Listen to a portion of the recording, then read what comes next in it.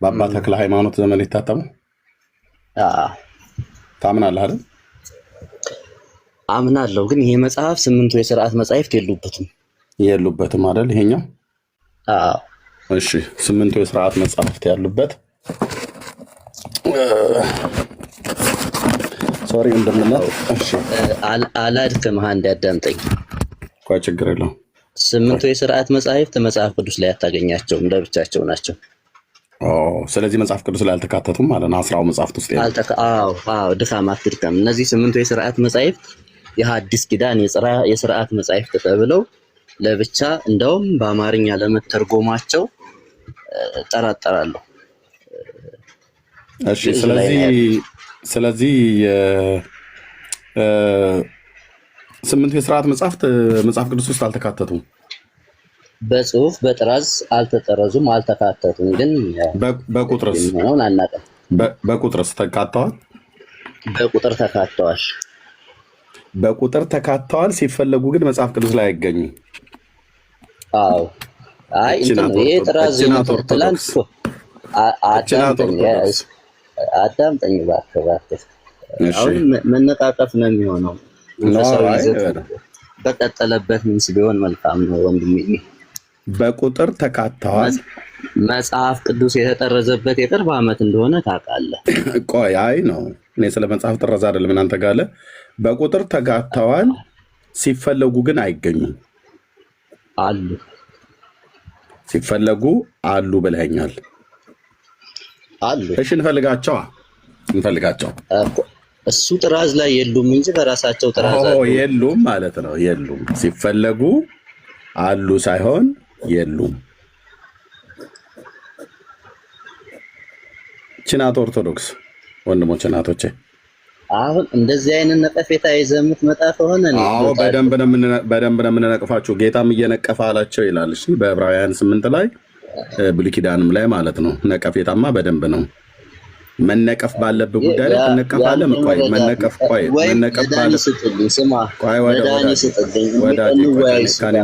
ከኔ ጋር የምታወራው ከመነቀፍ ባለብህ ጉዳይ ላይ ትነቀፋለህ። መነቀፍ ባለብህ ጉዳይ ላይ እነቀፋለሁ። ያለ አግባብ ከተነቀፍክ ነው ትክክል የማይሆነው። ያለ አግባብ ከነቀፍከኝ ነው ትክክል የማይሆነው ማለት ነው እንጂ ነቀፌታማ አለ። ትክክል ያልሆነ ነገር ተናግረህ ስታበቃ፣ ትክክል ያልሆነ ነገር ሰርተህ ስታበቃ ሰዎች ትክክል አይደለም የሰራው ብለው ቢነቅፉ ነቀፌታው መሸከም ነው ያለብህ። እኔም ደግሞ ትክክል ያልሆነ ነገር አድርጌ ወይ ተናግሬ ሳበቃ ሰዎች ሲነቅፉኝ አያትንቀፉ ተብሎ የሚባል ነገር የለም። ቆይ ወንድማችን በቃ የለም። አሁን ይኸውልህ በቁጥር ተካተዋል አልከኝ። ስምንቱ የሥርዓት መጽሐፍት ማለት ነው። ኦኬ፣ ስምንቱ የሥርዓት መጽሐፍት ተካተው 27 ነበሩ የብሉይ ኪዳን መጽሐፍት የአዲስ ኪዳን መጽሐፍት በድምሩ 35 ብላ ቤተክርስቲያንህ እዚህ ውስጥ ጠርዘዋለች። በቁጥር ማለት ነው። ሲፈለጉ ግን አይገኙም። ሲፈለጉ የሉም። በቁጥር አሉ፣ ሲፈለጉ ግን አይገኙም። ስለዚህ ይሄ መጽሐፍ ብዛቱ ስንት ነው? አጠቃላይ 36 አልከኝ እኮ የአዲስ ኪዳን እንደዛ ኖ አይ አጠቃላይ መጽሐፉ ብዛት ስንት ነው? የሥርዓት መጽሐፎች ናቸው። ኖ አጠቃላይ ይሄ መጽሐፍ ቅዱስ የመጽሐፉ ብዛት ስንት ነው? የመጽሐፍ 81 እና በላይ በ81 ብቻ ከልሎ ማስቀመጡን ይሄ መጽሐፍ ስንት ነው? ብዛቱ የመጽሐፉ ብዛት ስንት ነው? አዲሱ 80 ያድዋችሁ የምር ቆጥሬው አላውቅም። እሱ ከሆነ ቆጥረው አታውቅም። እሺ ቴንኪው። ስለዚህ አይታወቅም ማለት ነው። አይ እኔ ላላውቀው እችላለሁ በእኔ እውቀት ባለች አናሳ እውቀት እንጂ የሚቆጥሩ የሚያውቁትማ አሉ። እንቁጠረው። የቀን ስራ ካልሆነብህ ቁጠረው። ግን አብረው የሚቆጠሩ ግን አሉ። ችግር የለውም። የቀን ስራ ይሁንብኝ። ብሉይ ኪዳንን ስቆጥራቸው አጠቃላይ እነዚህ የቀኖና መጽሐፍቶች ሁሉ ተጨምረው 54 ናቸው። የአዲስ ኪዳኑ ሲቆጠሩ 27 ናቸው። በድምሩ ስንት ነው? 81 ማለት ነው። የብሉይ ኪዳን ስንት ናቸው? 54 አይ በእኛ ቤተክርስቲያን 54 ሳይሆኑ 46 ናቸው። እሺ እንቁጠራቸው። በአብረው የሚቆጠሩ አሉ። እንቁጠራቸው። አይ ወንድሜ አብረው የሚቆጠሩ አሉ አይደል? በአንድ ላይ የሚቆጠሩ አሉ። በተናጠል ነው የተቀመጡት። በተናጠል ነው የተቀመጡት ወንድም ማለት ነው። እንግዲህ አሁን ተረፈ ኤርሚያስ እና ትንቢተ ኤርሚያስ አንድ መጽሐፍ የሚያዙት በእኛ ቤተክርስቲያን በምን እንደሚጀምሩት በዘፍጥረት። ስለዚህ ተረፈ ኤርሚያስ እና ትንቢተ ኤርሚያስ አብሮ በአንድነት ነው የሚቆጠረው። ለምሳሌ ነው ያነሳሁት። ማላስታውሳቸው ተረፈ ኤርሚያስ እና ትንቢተ ኤርሚያስ ናቸው አብሮ የሚቆጠሩት ወይስ ሰቆቃ ኤርሚያስ? ሰቆቃ ኤርሚያስም ተረፈ ኤርሚያስም እኔ ኤርሚያስ መጽሐፍት በአንድ ነው የሚቆጠሩት። ለምሳሌ ሶስቱም ምናልባት ተረፈ ኤርሚያስ እናንተ ጋር ያለ አይመስለኝም። እሺ በቀድሞ 80 አሐዱ ላይ እንየዋ። ትንቢተ ኤርሚያስ እዚህ ጋር አለ ይኸው ለብቻው አንድ ራሱን ችሎ ሲጨርስ ሰቆቃው አለ እዚህ ጋር ሰቆቃው ኤርሚያስ እዚህ ያለ ራሱን ችሎ ያው ሰቆቃው ኤርሚያስ በቀድሞ 80 አሐዱ ላይ ራሱን ችሎ ትንቢተ ኤርሚያስ እዚህ ጋር 52ኛው ምዕራፍ ላይ ያልቃል። ሰቆቃው ኤርሚያስ ራሱን ችሎ አለ። በዲትሮካኖኒካሉ ተጨማሪ የብሉይ ኪዳን መጽሐፍት ላይ ደግሞ ተረፉ ደግሞ ራሱን ችሎ አለ ማለት ነው። አንተ አብረን ነው የምንቆጥረው ብለሃል። ቤተክርስቲያኒቱ ግን በየተናጠል ነው የቆጠረቻቸው አይደለም። የፍትሐ ነገሥት እንትን ስትቆጥሩ በዚህ ቁጥሩ የሚለውን ተረፈ ኤርሚያስ ይኸው። ስለዚህ ሰቆቃውም ለብቻው ነው፣ ተረፉም ለብቻ ነው፣ ትንቢቱም ለብቻ ነው የተጻፈው። የኤርሚያስ መጽሐፍ ግን እንደ ቤተክርስቲያኗ ግን እንደ አንድ መጽሐፍ ነው የሚቆጥረው። ይሄ እኮ ቤተክርስቲያኒቱ ናት። ፍትሐ ነገሥት አውጣ፣ ፍትሐ ነገሥት አውጣና ፍትሐ ነገሥት አውጣና ነው የምልህ። አዳምጠኛ። ፍትሐ ነገሥት አውጣና መመሪያውን እንደማመጥ አባ ተክለ ሃይማኖት ለዩ ነው የምትለው። የማን ጳጳስ ናቸው? አባ ተክለ ሃይማኖት። ይሄ ምንም ጥያቄ የለውም። የኢትዮጵያ ኦርቶዶክስ ተዋሕዶ የመጀመሪያው ጳጳስ ናቸው። በእሳቸው የፕትርክና ዘመን የታተመውን ይሄን 80 አሐዱ ትቀበለዋለህ አትቀበለውም? ቀበለዋለሁ፣ ግን ላቆጣጠሩ ግን ቤተክርስቲያን ሕግና መመሪያ አላት። ቆይ አድመጠኝ። ትንቢቱንም ሰቆቃውንም እንደዚሁም ተረፉንም በተናጠል ነው የጻፉት። 3 ቦታ ማለት ነው። 3 መጽሐፍ ብለን አለቀ። ይኸው እጅ ከፍንጅ። እሺ አሁን አንተ እንደፈለግህ ቆይ ወንድማችን ቆይ። ኦኬ እዚህም ጋር ደግሞ አሁን በዚሁ ባልከው መጽሐፍ ላይ በአንድነት ነው የምትቆጥረው ብለህ ያልክበት ላይ ያው ትንቢተ ኤርሚያስ ራሱን ችሎ ለብቻ የተቀመጠው፣ ሰቆቃ ኤርሚያስ ራሱን ችሎ የተቀመጠው፣ ተረፈ ኤርሚያስ በአንድነት ራሱን ችሎ የተቀመጠው። አንተ ግን ሶስቱም በአንድነት ትቆጥራለች ብለህ በአዲሱ 80 አሐዱም ላይ በተናጠል ነው የቆጠረችው። ስለዚህ ቤተክርስቲያናችሁን ወቁ በመጀመሪያ ከመናገራችሁ በፊት ወንድማችን። ኦኬ አንተ የምትነግረኝ እሱ ጋር የተጻፈውን ነው ወዳጄ። ይሄው በተናጠል ነው ያስቀመጠችው። መጽሐፍ ቅዱስ ላይ በተናጠል ነው ያስቀመጠችው። አይልህ እኔም ደግሞ ከሁለቱም መጽሐፍ ተጣልተህ እኔን ትከራከረኛለህ ወንድም አለ። እንዴት በሁለቱም በአባ ተክለ ሃይማኖት በአባ ተክለ ሃይማኖት ፓትርያርክም የታተመውን ክደህ በብፁዕ አቡነ ጳውሎስም ዘመን የታተመውን ክደህ ቤተክርስቲያኒቱ 3ቱን መጽሐፍቶች በየተናጠል ቆጥራ ያስቀመጠችውን ቆጥራ ሰፍራ ያስቀመጠችውን አንተ ክደህ በምን እንደምታስረዳኝ? እኔም ማስረዳህማ ቤተክርስቲያኗ አንተ ነህ የሌለው። የምር ቤተክርስቲያኗ የምቆጥርበት ፍትሐ ነገሥት መጽሐፍ አለ። በሁለቱም መጽሐፍ እኮ ረታሁ። ጭራሽ እሱ ላይ አልከራከርህም። ልክ ነህ እሱ ጋር የተጻፈውን። ችግሩ ግን ፍትሐ ነገሥት የሚለውን ግን አታውቀውም። በሁለቱም 80 አሐዱ ላይ 3ቱን መጽሐፍ ተረፈ ኤርሚያስንም ትንቢተ ኤርሚያስንም ሰቆቃ ኤርሚያስንም በተናጠል ነው አይደል ያስቀመጠችው ሁለቱም መጽሐፍ ላይ። እንትን ግን ፍትሐ ነገሥት የሚለው የሚቆጠሩበት መንገድ በዛ ነው። 81 ሆነበት ቆይ ወንድም አለ መጽሐፎቹ ላይ ደውት የለኝም አልኩህ እኮ እነዚህ ላይ በተሰማ መጽሐፍ እንደሆኑ ደውት የለኝም። ቆይ እናንተ በዚህ ላይ በተናጠል ነው አይደል ያስቀመጠችው ወይ ነው የምልህ። ለማንኛውም እንግዲህ ቤተክርስቲያኗ በአንተ በምትለው ልክ አትቆጥረውም። አብረው የምትቆጥራቸውን ቆጥራ ነው 81 አደረገችው። መጽሐፍ ቅዱስ ላይ ወንድሞች እዚህ ያላችሁ ሰዎች እንግዲህ መጽሐፉ ላይ አሁን ትልቁ ችግር ፕሊዝ አንተም ብቻ እንዳዳምጥ አታድርጋ።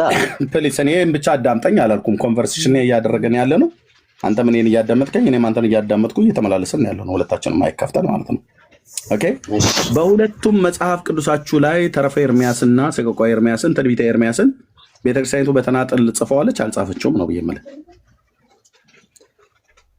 አንተ እሱ ጋር የተጻፈውን ግን የሚቆጠርበት መመሪያ አለ።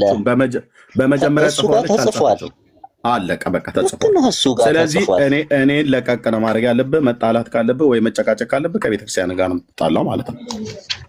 ጽፋለች። እኔ የጻፈችውን በታማኝነት መጽሐፏን ገዝቼ ሁለቱንም 80 አሐዱን አምጥቼ እጃችሁ ላይ ያለ መጽሐፍት እነኚህ ብቻ ናቸው።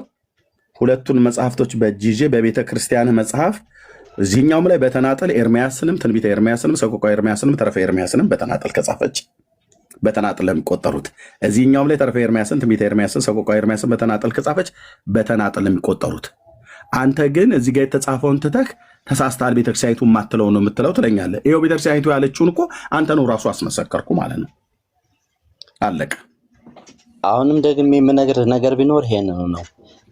አለቀ። ስለዚህ እዚህኛው ላይ 54 ነው፣ የብሉይ ኪዳኑ 54 ነው። የምር የማላዳምጥህን ነገር ነው የምትነግረኝ። አድመጠኝ። አታዳምጥ፣ እኔ ለህዝቡ እናገራለሁ።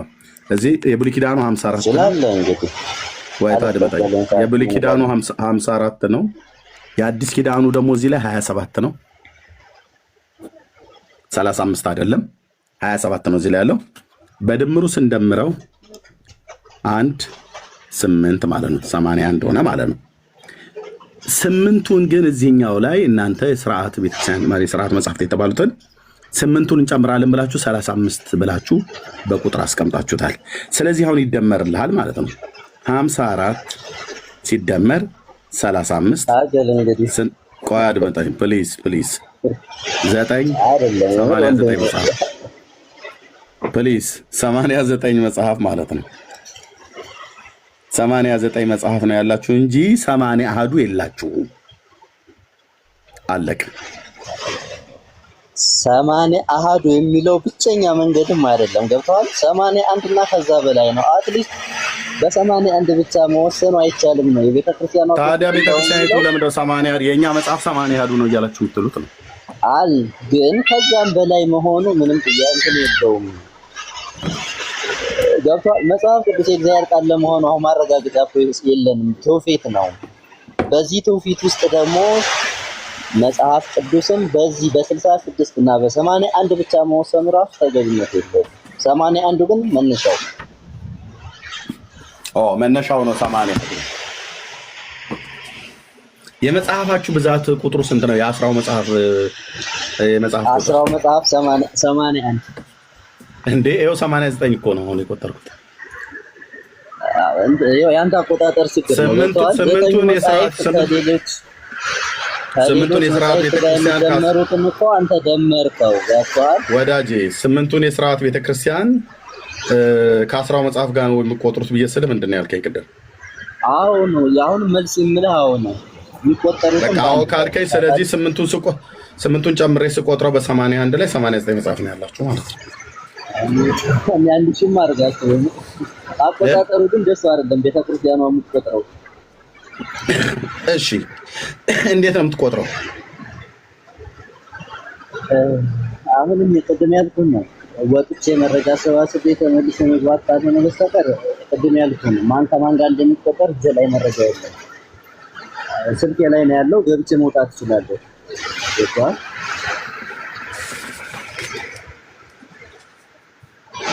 እሺ፣ ስለዚህ የመጽሐፎቻችሁን ቁጥር አላወቅኩም ማለት ነው። 81 ግን ማን ከማን ጋር እንደሚቆጠር ነው። ለምሳሌ 89 ነው። 40 ሺህ ማርገው አይ እናንተ ከዛ ያልተናነሰ መጽሐፍ ነው ያላችሁ፣ ግን እኛ ስንቆጥረው እዚህ 89 ነው። አንተ ግን አይናችሁን ጨፍኑና ላሞኛችሁ ቁጥር የማታውቁ ሰዎች ስለሆናችሁ እዚህ ያላችሁት እያልከን ነው እንጂ ስንቆጥረው ይኸው ህዝብ ፊት እየቆጠርኩት 89 መጽሐፍ ነው ብሎ የሚለው ምን መሰለህ፣ አሁን አንተ የምትፈልገው ታውቃለህ፣ ልዩነት ስለሆነ ነው። ይሄ ማወዳደር ላይ ሳይሆን ማነጻጸር ላይ ነው። በልዩነት ነው መሄድ የሚፈልገው። ለዛ ነው የአቆጣጠር ሲስተሙ እንደሱ አይደለም። ስለ አክሴፕት ማድረግ አልፈለግም። ለማንኛውም ተመልሼ እገባለሁ መረጃ ይዤ። ለምን ተወጣ?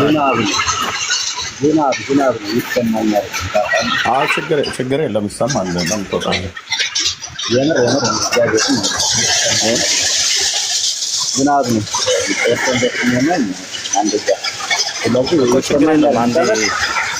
አንድ ከመጽሐፍት ላይ ላሳይህና እስኪ ይሄን ከተቀበልከው የቤተክርስቲያንህን መጽሐፍ ላሳይህ።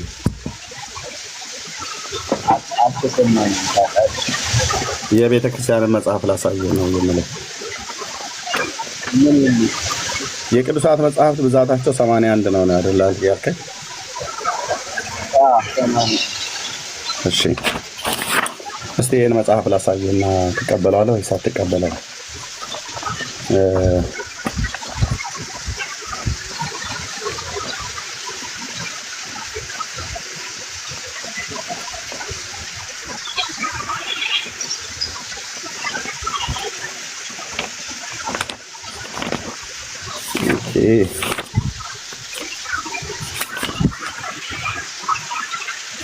ኦኬ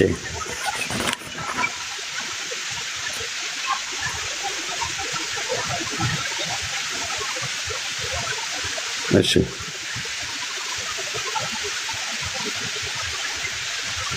ወንድማችን እስከዛ ሚዩት አድርገው እኔ መረጃ ያመጣለሁ። ችግር የለም አይደለም። እሺ ይሄንን መጽሐፍ ታውቀዋለህ?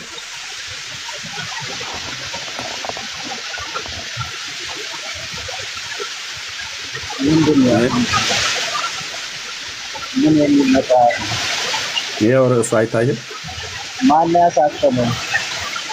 ርዕሱ ይታያል ወይ? በመጀመሪያ አይቼዋለሁ። የቤተ ክርስቲያን ጸሎት። ይኸው አንብበው።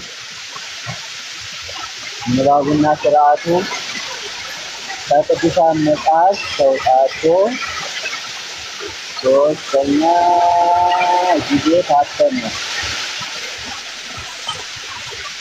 አነበብኩ።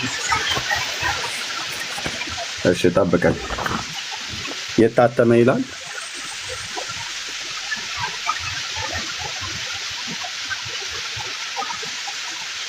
ንባቡና ትርጓሜ የት ጋር ነው ታተመ የሚለው?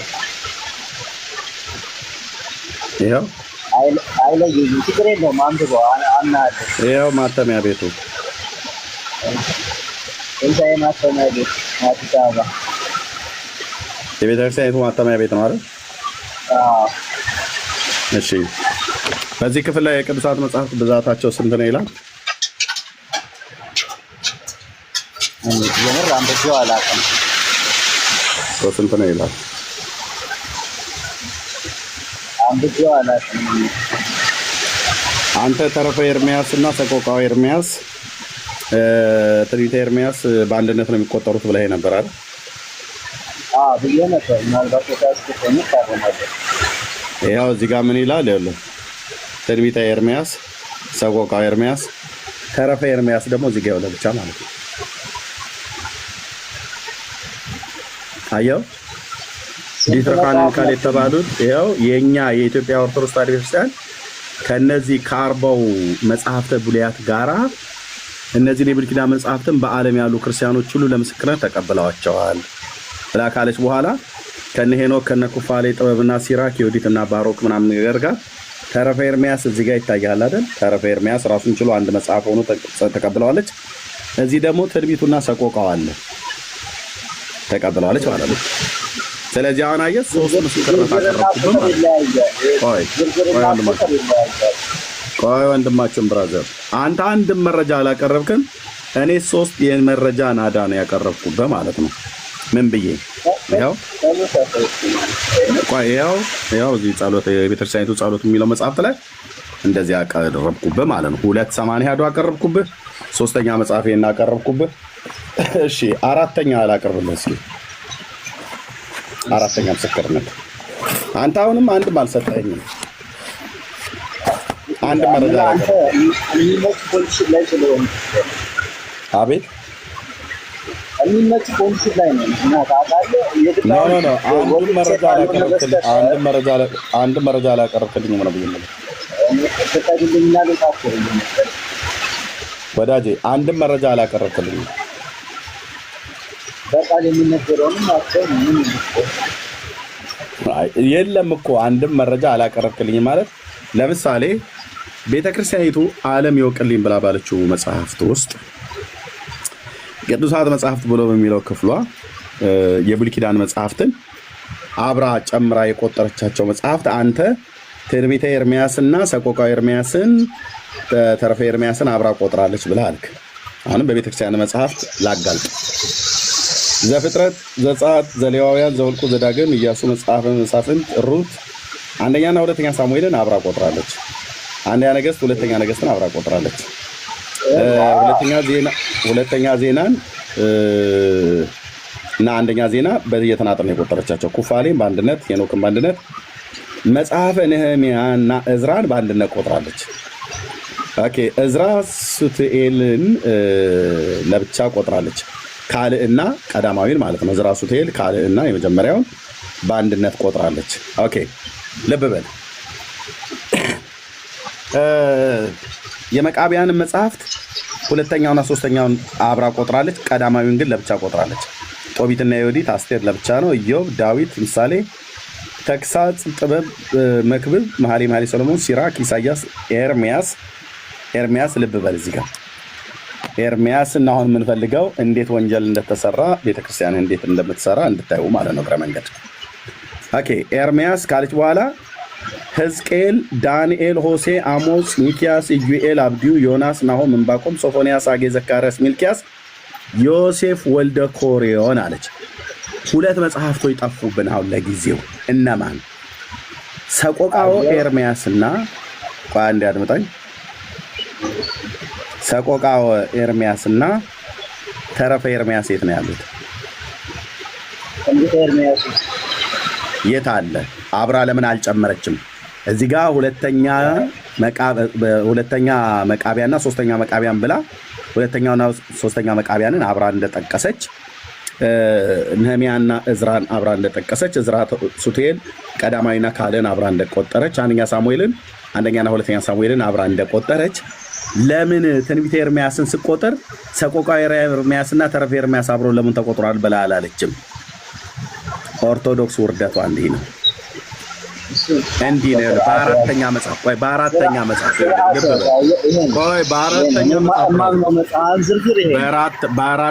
መጽሐፍ ለምን የት አለ?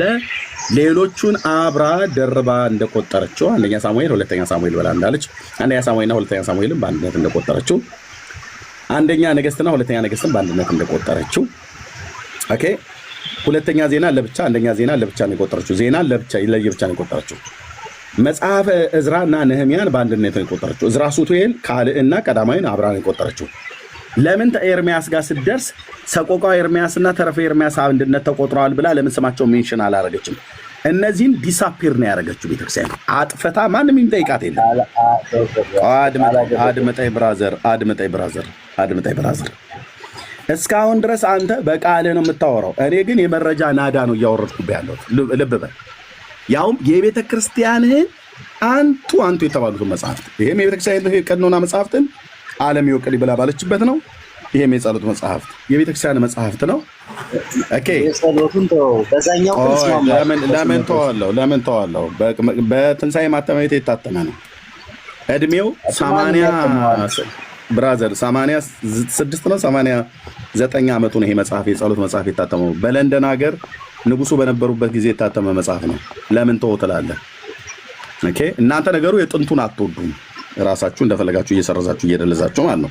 ልብ በል። በሁለቱም 80 አሐዱ የቅዱሳት ፕሊስ ልሰጥሃለሁ በሁለት ቆይ ፕሊስ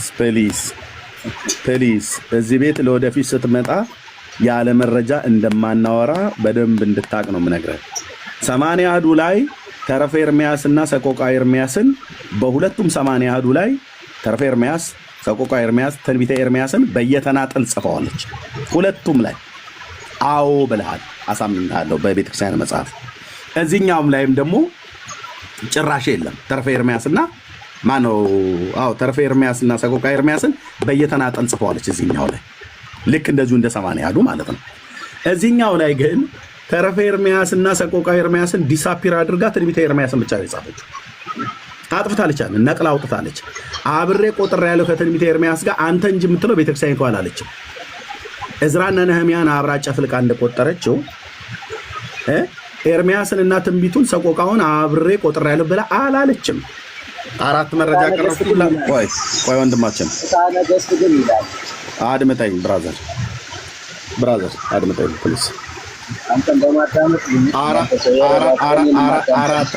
አራት መረጃ አቅርቤብሃለሁ። በአራቱም መልስ የለም።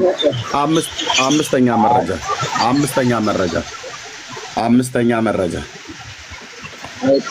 እንግዲህ እኔ ውርደት ልብሳችን ነው ብላችሁ ካላላችሁ በስተቀር አምስተኛ መረጃ አንተ አንዱም የለም። አንድ መረጃ አላቀረብኩም። እሺ አድምጠኝ።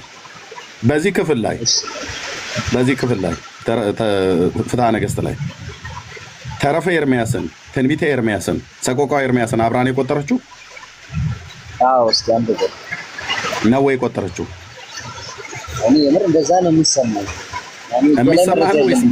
የሚሰማህ ነው ወይስ የምታውቀው? እንግዲህ አነበብኩ ወይም ተማርኩ ብዬ ትዝ የሚለኝ ነገር ይሄ ነው። አሁን እጄ ላይ መረጃ የለም እኮ። የሚሰማህ ነው ወይስ የምታውቀው ነው? እንደዚህ የተማርኩ ይመስለኛል ነው የምልህ። በይመስለኛል ነው እስካሁን የምትሟገተኝ? አይ መረጃ ያለኝ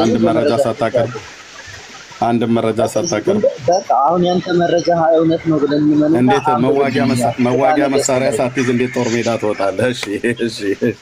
እሺ ወንድም አለ። እሺ ኦኬ። በዚህ ክፍል ላይ የብሉይ ኪዳን መጽሐፍ ስንት ናቸው?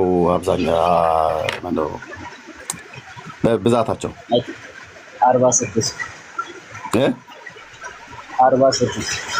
46 ናቸው። አጠቃላይ የመጽሐፍቶቹ ብዛት ስንት ናቸው? እንግዲህ ከነ ስርዓት መጽሐፍ በአንድ ላይ 81 አይደል? የስርዓት መጽሐፍቱ ማለት 8ቱ ተጨምረው አይደል? አዎ ልብ በሉ 8ቱ ተጨምረው የስርዓት መጽሐፍት ስንት ናቸው አለን? የአዲስ ኪዳን በ27ቱ ላይ ነው አይደል? 8 የተጨመሩት ወንድም ማለት ነው። 35 ማለት ነው። አዎ የብሉይ ኪዳኑ ስንት ናቸው ነው ያልከኝ? 35 ሲደመር 40 ስንት ነው የሚሆነው? ስንት ናቸው የብሉይ ኪዳኑ? ደምርልኛ። አይ እኮ እንደደምርልህ ስንት ናቸው የብሉይ ኪዳኑ? 35 ፕላስ 36 ነው 46 ነው። 81 ለማምጣት ነው አይደል ጥረትህ? ምን አያው አንደኛ እጄ ላይ ምንም ነገር ይዤ አይደለም ማወራህ፣ አዳምጠኝ። አይ ነው እጄ ላይ መያዝ አይጠበቅብህም እንዴ? ይጠበቅብኛል። ለዚህ እኮ ነው አየህ መሳሪያ ሳትይዝ ጦር ሜዳ ወጣሃል ብያለሁ እኮ። ይስጣጥል ለማንኛውም እሺ የብሉይ ኪዳን መጽሐፍ ስንት ናቸው ብዛታቸው? ራስ ደምረው ነው አይደል? እኔ ምን ብዬ ልደምረው? እናንተ ቤት እኮ የሚደመረው አንዳንዴ ከፍ ይላል አንዳንዴ ዝቅ ይላል።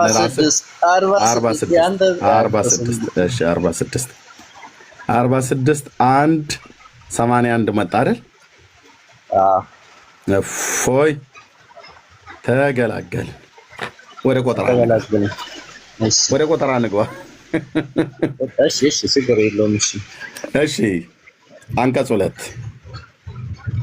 ፍትሐ ነገሥት በቅድስት ቤተክርስቲያን ሊቀበሏቸው የታዘዙ ቁጥራቸው 81 የሆነ ስለ አምላካውያን መጽሐፍት አለ ይላል።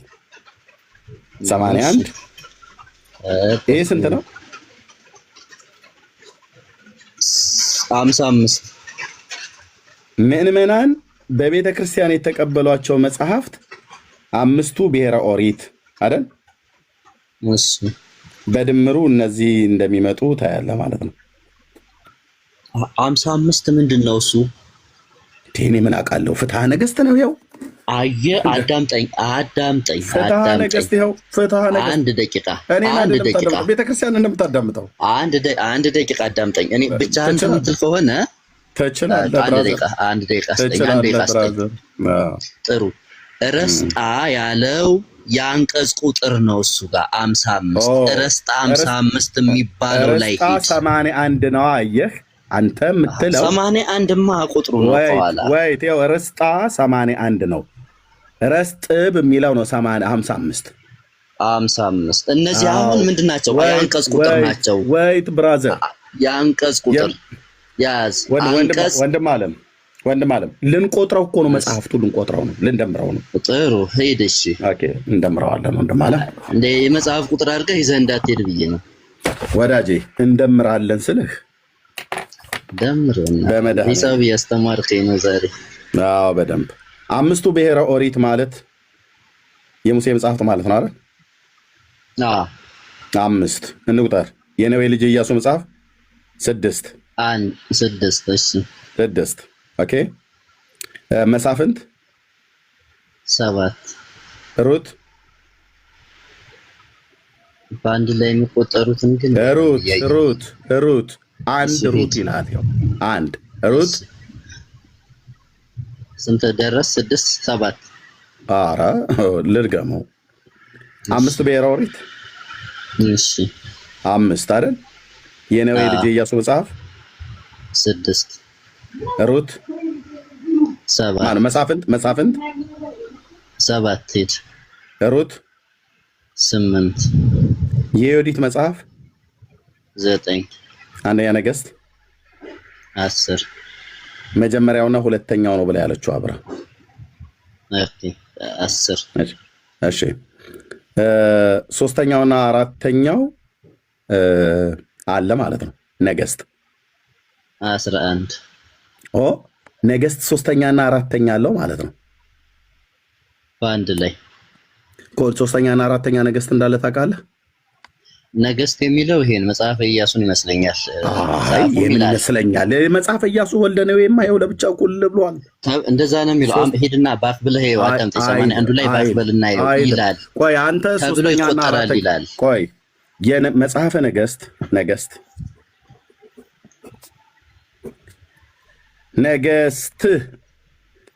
ስንት የነገሥት መጽሐፍ ነው ያለው በመጽሐፍ ቅዱስ ውስጥ? አንደኛና ሁለተኛ ነገሥት እንዳለ አውቃለሁ። አንደኛና ሁለተኛ ማለት ነው። ሶስተኛና አራተኛ ነገሥት እንዳለ ታውቃለህ? ልሞክር ግን እንደዛ ብለው ይቆጥሩታል የሚል ታውቃለህ ወይ ነው ያልኩህ ወንድም ማለት ነው። ሶስተኛና አራተኛ ነገሥት እንዳለ ታውቃለህ? ሶስተኛና አራተኛ ነገሥት ተብሎ የሚቆጠር መጽሐፍ ሊኖር ይችላል። ስለዚህ ይኸው እዚህ ጋር ይታይህ ነገሥት መጽሐፍ መጀመሪያውና ሁለተኛው ይላል አይደል? እሺ ከዛ ሶስተኛውና አራተኛውስ ብሎ የሚለው ማን ነው? ኦርቶዶክስ አደጋ ላይ ናት። ኦርቶዶክስ አደጋ ላይ ናት። ብራዘር የምታወራው ሰው አላውቅም። እኔ መጽሐፉ እጄ ላይ አውጥቼ አሁን እንደገና ወዳጄ እኔ ያለ መረጃ አላወራም። ኢዮብ ምናምን ብለህ አትበል። ቆጠራ ላይ ነን ያለኑ። ነገሥት መጽሐፍ ስንት ነው? ይኸው ሶስተኛና አራተኛውም አለ። አንተ አንደኛና ሁለተኛ ነገሥት ብቻ ነው ብለህ የምትለው ሶስተኛና አራተኛ አለ። ለማረጋገጥ ከፈለክ ላሳይህ። ቤቱ የመረጃ ቤት ስለሆነ ዝም ብሎ በጥላቻ ዝም ብሎ በጨበጣ ዝም ብሎ በስሜት አይደለም የምናወራው። ላሳየው ወንድም አለም አንዴ ቆይ። ኦኬ ቤቱ ያለ መረጃ የሚወራበት ቤት አይደለም።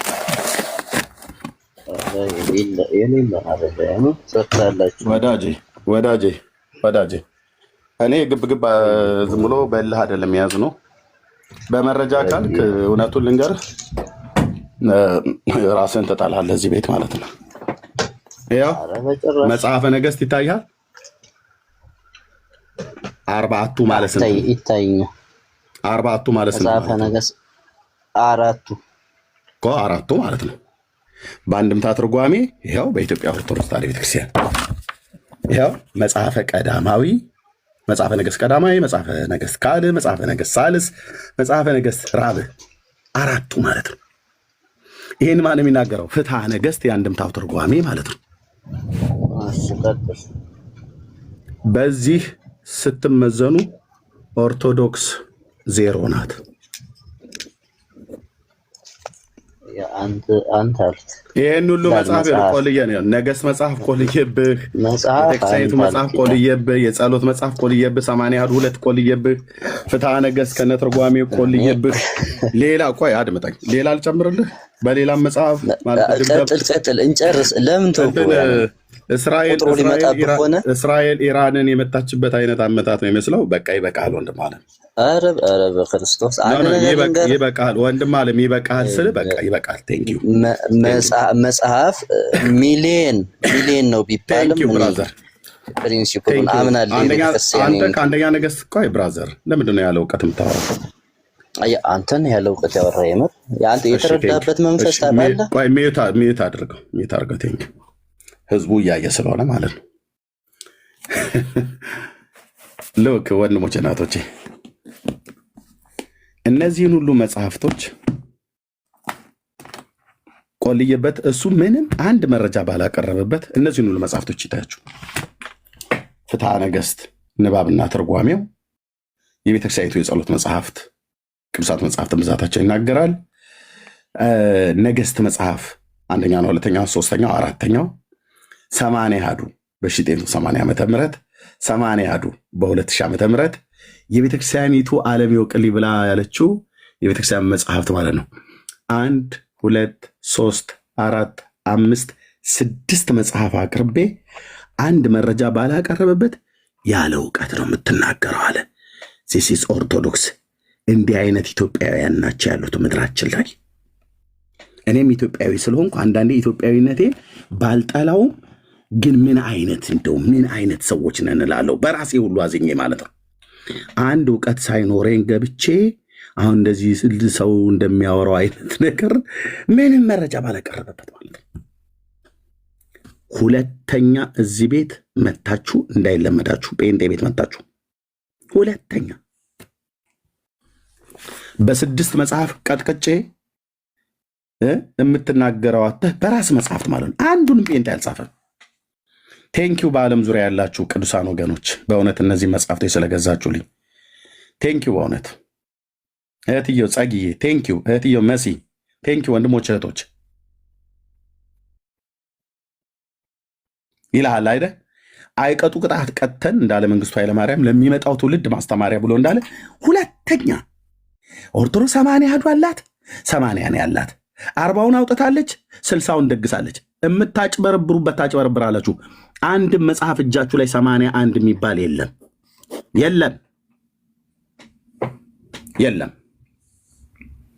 80 አሐዱ የኦርቶዶክስ ወሬ ብቻ ሆኖ ነው የቀረው። ወሬ አደፍሯትም። ኦኬ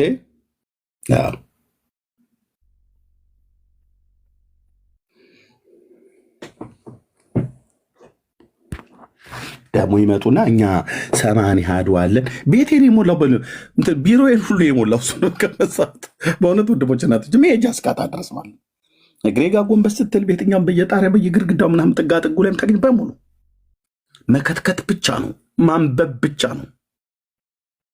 አዎ ስንዴ ካለው እናሳያለን። ስንዴ ግን እኔ አላገኘውም። ስንዴው ያለው የአምላኬ ቃል ላይ ነው።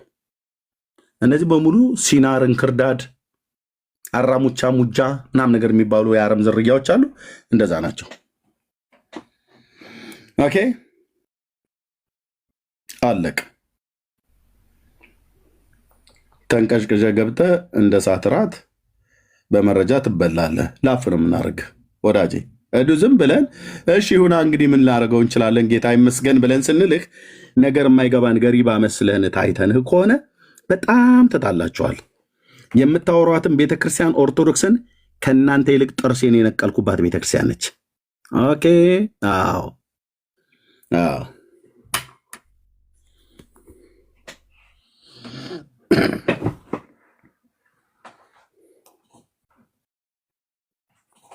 የቅዱሳት መጽሐፍት ብዛት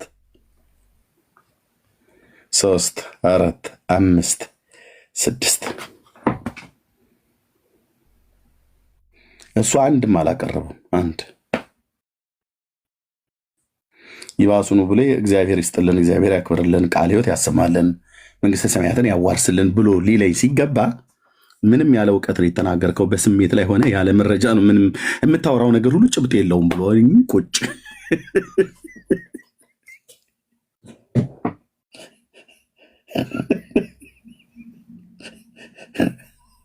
እንዴ! ይሄን የኔ ፓስተሮች ናቸው እንዴ የጻፉት? ወንድም አለ አይደሉም እኮ የኔ ወገን ፔንቴው አይደለም ይሄን የጻፈው። ኦኬ እንግዲህ የየ ሲዳላ ነው እንደሚባለው ቁጭ ብላችሁ ማልቀስ ነው። ሄዱና ጠይቁ። በእነዚህ 6 መጽሐፍቶች ውስጥ 6 አይነት የመጽሐፍት ብዛትን ኦርቶዶክስ ቤተክርስቲያን እንዳሻት አንዱ ላይ 80 ስትል አንዱ ላይ 84 ትላለች፣ አንዱ ላይ 73 ስትል አንዱ ላይ 92 ታደርገዋለች፣ አንዱ ላይ 89 ታደርገዋለች፣ አንዱ ላይ 84 ታደርገዋለች። አንዱ ላይ ደግሞ ሰቆቃ ኤርሚያስና ተረፈ ኤርሚያስ ጭራሽ የሉም። የት ሄዱ? እንግዲህ ያው ይረፉ ብለን ነው ምናምን ነገር ብለው ይላሉ። ሌሎቹ ጋር እዚህ ቆጥራሉ፣ እዚህኛው ላይ ግን የሉም። ዋይ ይባሱኑ ብሎ አንደኛና ሁለተኛ ነገስት የሚባለው መጽሐፍ ነው ያለው። ራይት። ሶስተኛና አራተኛ ነገስት ከየት መጣ? ከየት ነው ያመጣችሁት? አይሁዳውያን የማያውቁትን መጽሐፍ ከየት ነው እኮ ያመጣችሁት ነው ብለን የምንለው። ይህን ትውልድ የማይዛችሁት ሲኦል አትገቡም፣ ከእጃችሁን እናስጥለዋለን። አንደኛና ቀዳማዊ ነገስት ራይት፣ ሁለተኛ ካልዕ ነገስት ራይት። ይሄን ሁለቱን ከየት ነው ያመጣችሁት? ሳልስና ራብዕ አታምታታም ስልህ ወንድማል ከየት ነው ያመጣችሁት? በአይሁድ ቀኖና ውስጥ በአይሁድ የቅዱሳት መጽሐፍት ካነን ውስጥ አሉ ወይ እነዚህ መጽሐፍቶች? የሉም፣ የሉም። ኦርቶዶክስ ተደበቅ፣ ተደበቁ። ጥሻ ውስጥ ነው የምከታችሁ። ተደበቁ። በአይሁድ የቀኖና መጽሐፍቶች ውስጥ ሳልስና ራብዕ የሚባል የነገስት መጽሐፍ አለ ወይ? የለም፣ የለም። ምን ላደርጋችሁ? የለም። ተደበቁ። ራብዕ ሳልስ ምናምን ነገር እያልክ ተደበቅ። ኦኬ።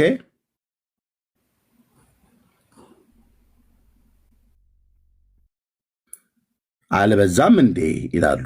በጣም ገና ይሄን ደግሞ ጥርስ ከምላሱ አውጥቼ ጎልጉዬ አሰጣልሃለሁ አደባባይ ላይ። ዝም ብሎ አረብ የተገዛው። ኦኬ።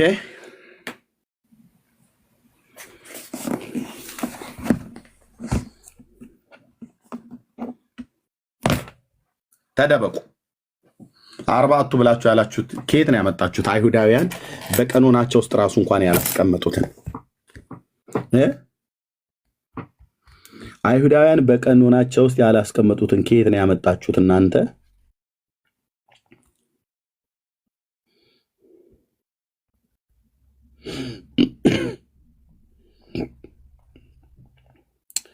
ከየት ነው ያመጣችሁት?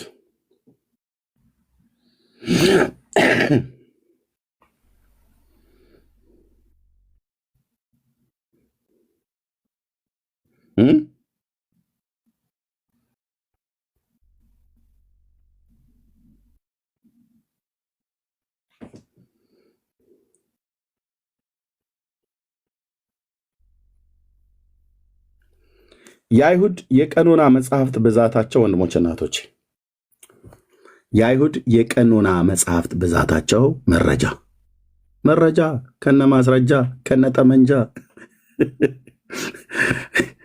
የብሉይ ኪዳን መጽሐፍት አቆጣጠራቸው እነሱ የሚቀበሏቸው ብዛት 24 ሲቆጠር ዘፍጥረት፣ ዘጸአት፣ ዘሌዋውያን፣ ዘኍልቍ፣ ዘዳግም 5 በል።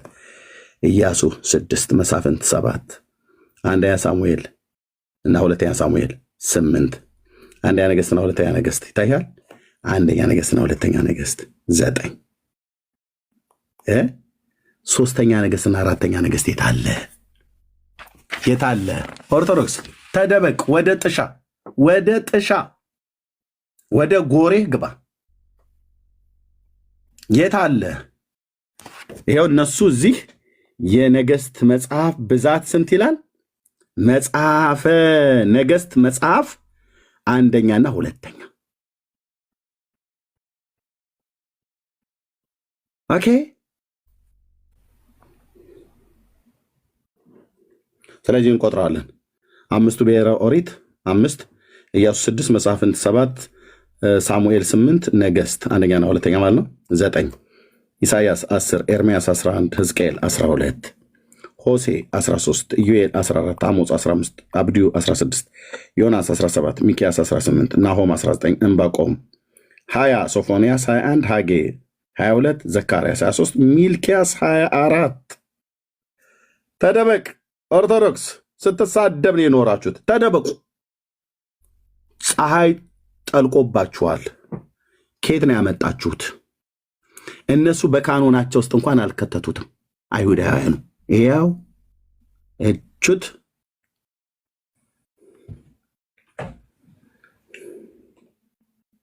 ከባለቤቱ ያወቀ ቡዳ ነው እንዲሉ ቡዳነት ካልተጠናወታችሁ በስተቀር እናንተ ከአይሁዳውያኑ በልጣችሁ፣ እነሱ አንደኛ ነገሥትና ሁለተኛ ነገሥትን የሚያውቁት፣ እናንተ ግን ነገሥትን 4 ብላችሁ 4 አድርሳችሁታል። ሶስተኛውና አራተኛውን ከየት ነው ያመጣችሁት?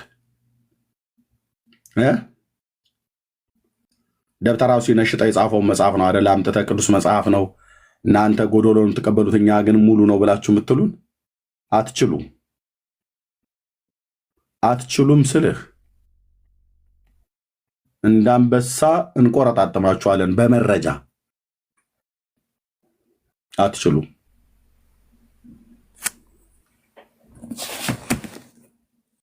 ጨርሻለሁ።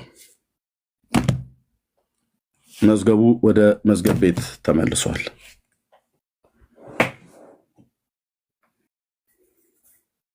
ወንድምነት አሳርግልንና እንጨርስ። ያው ነው በቃ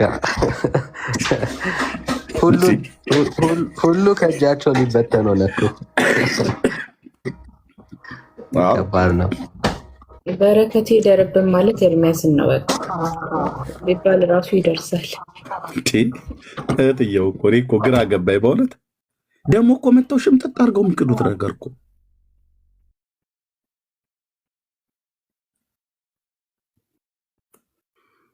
ሽምጥጥ አድርገው አይኔን ግንባር ያርገው ብለው የሚሉት ክደት።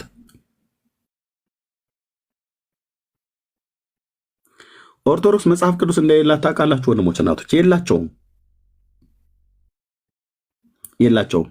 ቁጥሩም አይታወቅም። ቅድም ልጁም እንዳለን ማለት ነው ገና አይታወቅም። እኛ 80 አሃዱ መነሻችን እንጂ ገና 600 አሃዱ ሊሉልህ ይችላሉ። 600 መጽሐፍ ጨምረው ማለት ነው። የላቸውም። ለስሟ ማስጠሪያ ቁና አሰፋች እንደሚል ያገሬ ገበሬ ያው ታምረ ማርያም የሚባል መጽሐፍ ነው ያላቸው። ለስዕሏ ስገዱ፣ ለስዕሏ ያልሰገደ ከቆመበት ስፍራ ይጥፋ፣ የሰማይ መላእክት አሜን ይበሉ ብሎ የሚል መጽሐፍ ብቻ ነው ታቅፈው የተቀመጡት። እና ውዳሴ ማርያም አለ።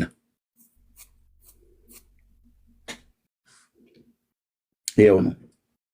ከዛ ውጭ ቤተክርስቲያኒቱን በሙሉ ከጣሪያ እስከ ግድግዳዋ ድረስ ከግቢ ከቅጽሩ እስከ አጥሩ ድረስ የሞሉት እነዚህ መጽሐፍቶች ናቸው። በእንቅፋት እያነገሉ በየቦታው ላይ የሚጥሉ እነዚህ መጽሐፍቶች ናቸው። ስትሄድ በእንቅፋት እያደናቀፉ የሚጥሉ ማለት ነው። በየቀኑ ስትሄድ በእያንዳንዱ ቀን የሚነበብልህ እነዚህ መጽሐፍት ናቸው። በረከቷ ይደርብንና የእናታችን የክርስቶስ ሰሚራ ማነው? ሰሚራ ነው። እንዴት ነበር? ሰሚራና ይምታታብኛል። ሳምራ ነው ሰሚራ ነው እህትዬ? ሰምራ። እሺ ያው ሰሚራ እና ሳምራም እኮ ያው የታላቅና የታናሽ ልጆች ናቸው ስለሚገናኙ ብዬ ነው። እሺ ግን የክርስቶስ ሰሚራ የሚሆን ወይ ጉድ! እሷ ያረፈችበት ቀን ይለዋል። ኤርሚ ሶሪ ስላቋረጥኩ ከታች እየጻፈልህ ነው። መጀመሪያ ከሊቃውንቶቹ ጋር ተወያይ አለ ልጁ አሁን የነበረው ልጅ ኪዳነ ምሕረት የሚባለው እና ምን አለ መሰለህ የኦርቶዶክስ ሊቃውንት መልስ የማይሰጡ ከሆነ እኔም አልቀበላቸውም ብሏል። እና እኛ ለ10 ዓመት ጠርቷል ኤርሚ ብያለሁ፣ ጽፌለታለሁ። ታዩ ኪዳነ ምሕረት ተመላላሽ ታካሚ እኮ ነው እንዴ? ዳንያ አንዳንድ ጊዜ መድኃኒት ዶዝ አታብዛ ብየው እያበዛ ይሰጣል፣ አንዳንድ ጊዜም ደግሞ እየቀነሰ ይሰጣል። ለዚህ ነው ብዙ ሰው ቶሎ እንዳይፈወስ ሆኖ ነው። እና እሺ ኪዳነ ምሕረት እሺ ይሁና። አሁን የትኛው ሊቃውንት ነው ይመጣ? መጣው እኮ በሙሉ ተጠራርተው ኤርሚያስ ቤት እንዳትገቡ ነው ብለው ያሉት እነ ሊቃውንት ቀለም ወርቅ ማለት ነው። እነ ማነው መርጌታ ኤፍሬም ማለት ነው። ቪዲዮ ላሳይህ እንዴ እንዳትገቡ እሱ ቤት እንደው በወላዲት አምላክ ህዝብ እያሳተ ስለሆነ እንዳትገቡ ነው ያሉት። ቀጥታ ቃል በቃል ቪዲዮ አለኝ። መድኃኒዓለም ምስክሬ ቪዲዮ አለኝ እንዴ። ስለዚህ ቤተክርስቲያኒት ውስጥ በሙሉ ተሰግስገው የሚገኙት እነዚህ መጽሐፍቶች ናቸው። የዚች ሴትዮ መጽሐፍ ሲነበብ ሴቶች በሙሉ እንዳትመጡ፣ ተደብቃችሁም በሌላ አካውንት እንዳትሰሙ በሙሉ አንድ ሴት እዚህ እንዳለ እህቶች ከዚህ ጀምሮ አንድም እህት የዛን ቀን ጾመኛው ነው። የዚችኛይቱ ወይዘሮ ሁለቱ ጴጥሮስ እሱ የተነበበ ቀን አንድም ሴት እንዳይኖር፣ ያላገቡም ወንዶች እንዳይኖሩ። ግልጽ ነው። አማርኛዬ ተናግረናል። ማስታወቂያ ቀንደ መለከት ነፍተናል።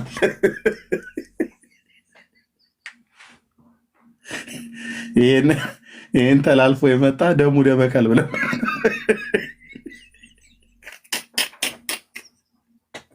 ምን ቁርባን አለ እንደ ኤርሚ ምን አለ?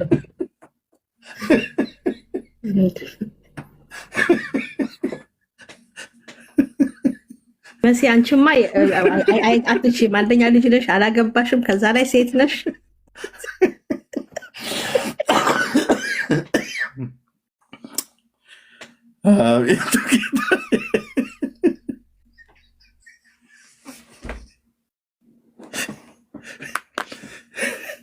የእያንዳንዳችሁን ፊት ይህን መጽሐፍ ሳነበው የእያንዳንዳችሁ ፊት ከፍታችሁት ባየው ደስ ይለኛል። የሚሰማችሁ ስሜት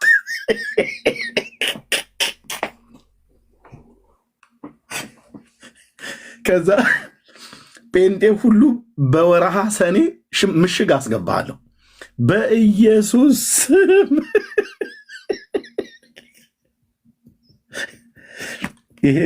ይሄ መጽሐፍ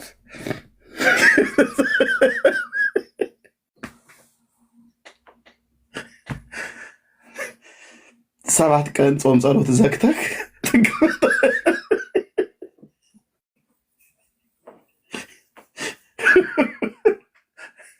እኔ እኮ ውስጥ ድክ እኮ አድርጎ ስሜቴን እኮ እንዴት እንደሚገለባብጡት አንድ ያስቀኛል፣ አንድ ያናድዱኛል። መጽሐፍቶች ውስጣቸው ከተጻፈው ነገር የተነሳ ህዝባችን በእነዚህ ነው የሚያምነው። ወንድሞች እናቶች፣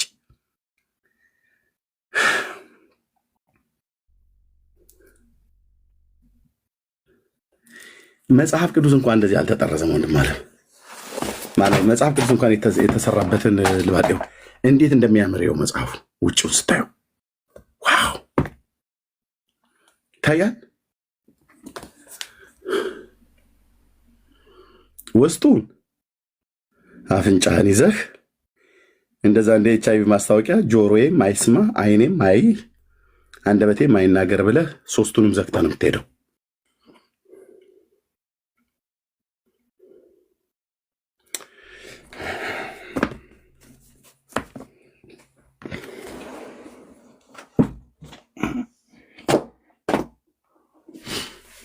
እምዬ ግን እኮ መጽሐፍቶቹ ሲታዩ እንዴት እንደሚያምሩ እንትናቸው ከለራቸው ምናምን ውስጣቸው ነው እንጂ ደግሞ በከለርማ ሴቶችን እንዲያማልሉ ተደርገው ነው የተጻፉት ራሱ ያበዱ የሴት ከለር ነው ያላቸው አንዳንዶቹ ሴቶች የምትወዷቸው ከለሮች ማለት ነው።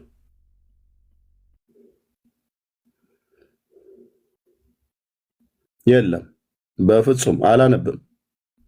እጣኔ ይዛችኋል እንጂ አላነበውም። ይህ መጽሐፍ ቀስ ብዬ ነው የማነበው።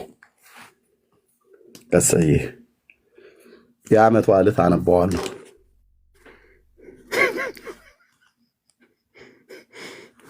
አንብብልን ይላሉ ኦርቶዶክስ ያርገታች።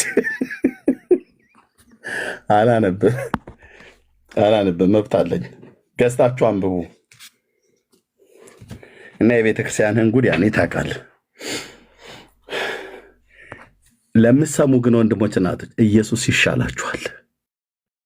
ግድ የለህም ወንድም አለም ስማኝ። እኩለ ሌሊት ነው እኔ ጋ ወንድሞቼም ጋር ረጅም ሰዓት ነው ከኛ ጋር የተቀመጡት። ኦኬ 7 ሰዓት ከ36 ደቂቃ ተቀምጫለሁ እዚህ ላይቭ ላይ። ይህን ያህል ሰዓት የተቀመጥነው ወገኔ በሰው ሃይማኖት ላይ ለመቀለድ አይደለም።